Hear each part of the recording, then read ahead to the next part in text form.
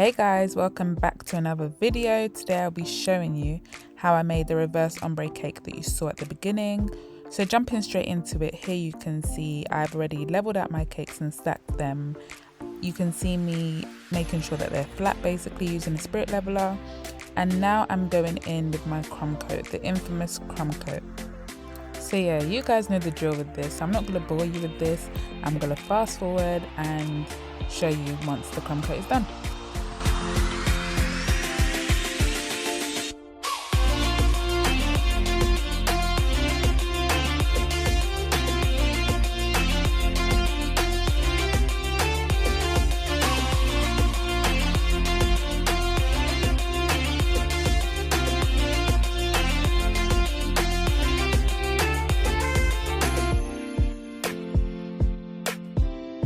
So now I'm just going on the top with the icing, making sure that the icing is nice and flat on the top.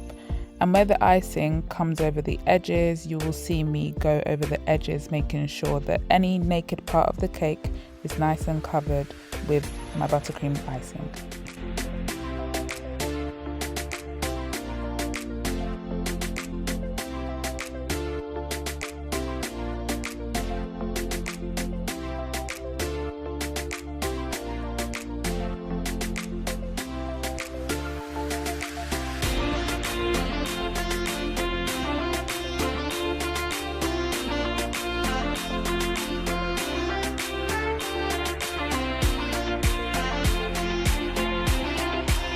So once I'm happy that my cake is fully covered with my buttercream frosting, I'm then going to go in with my cake scraper. I'm using an acrylic cake scraper here, and I'm basically holding the cake scraper, not necessarily at a 90-degree angle, but I'm actually holding it a bit curved in towards the cake.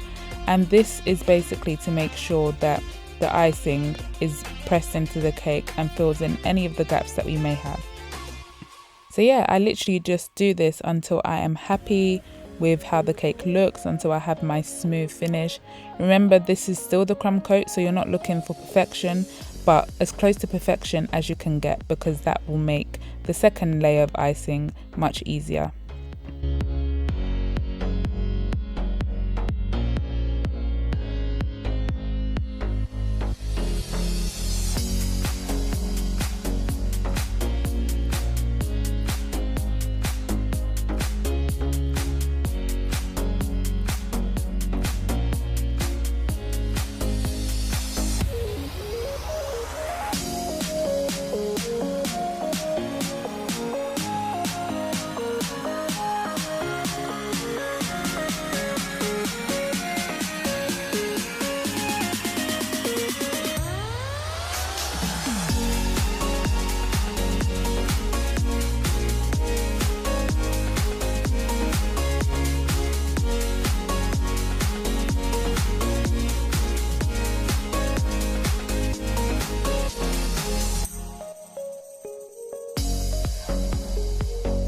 Right, so now I've put my cake in the fridge and I've just taken it out. I put it in the fridge for about half an hour to an hour, and I'm going in with my final layer of frosting. So because this is a reverse ombre cake, I'm starting with the lighter shade of pink at the bottom, and then followed by the darker shade of pink, and then the white color. So basically I'm just popping my icing on using an offset spatula, and then I will follow this process until I get to the top.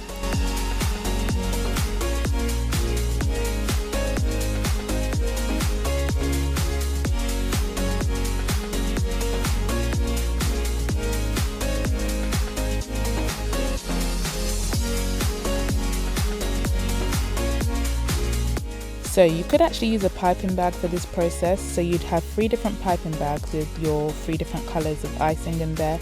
I choose not to use the piping bags for this, mainly because it allows me to have a bit more accuracy on where I'm placing the icing, and it gives me a not perfect finish, which is exactly what I want. We want the colors to still, overlap on each other, so it really gives it that rustic effect, which I love.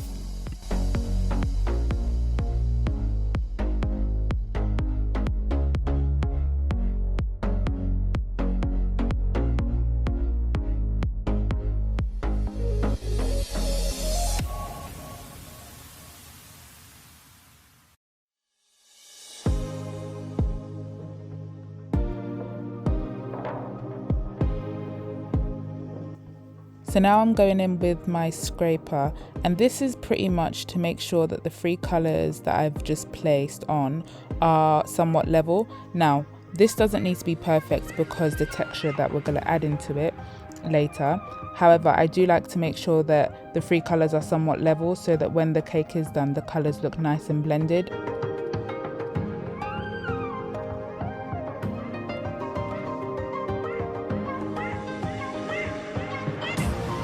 So once I'm happy with the cake colours being level, I'm now going in and I'm adding in some texture.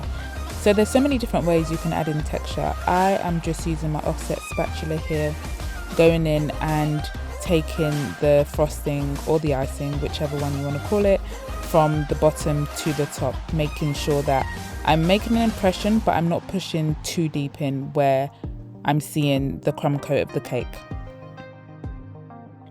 So yeah, like I said, there's so many different ways you can add in texture. So on this one, I am actually going somewhat diagonal. So I'm not going straight up, as you can see. You could go straight up. I have done that before. It looks just as nice. I'm going diagonal on this cake, and yeah, I basically repeat that process until I get all the way around.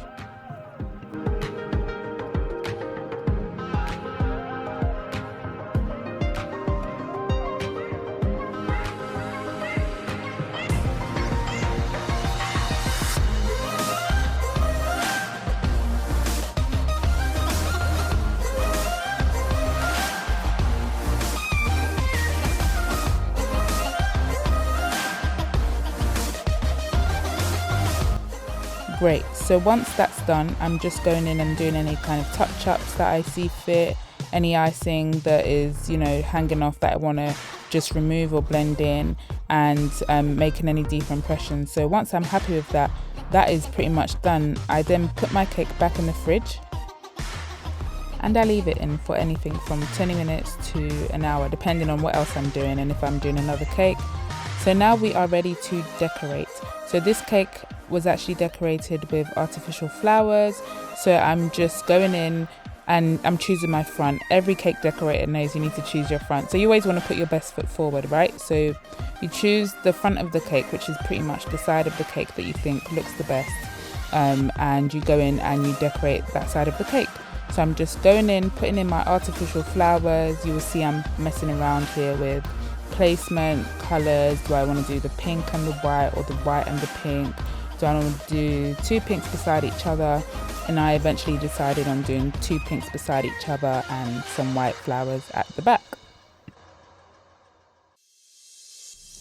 I did then add in some leaves where I thought was fit, so I just added in 2 leaves on each side. I thought that looked quite nice. And off camera, actually, I did paint a gold border on the edge of the cake. So I did that off camera and you'll see it in the picture, but I thought this really brought the cake to life and made it look rustic and classy, which is what we want, right?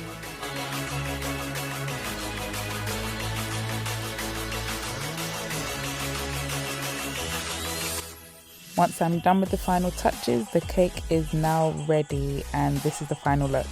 Let me know what you think. I love the reverse ombre. I think it really adds a little difference to what you're used to, and some edible gold leaf, which really makes it stand out.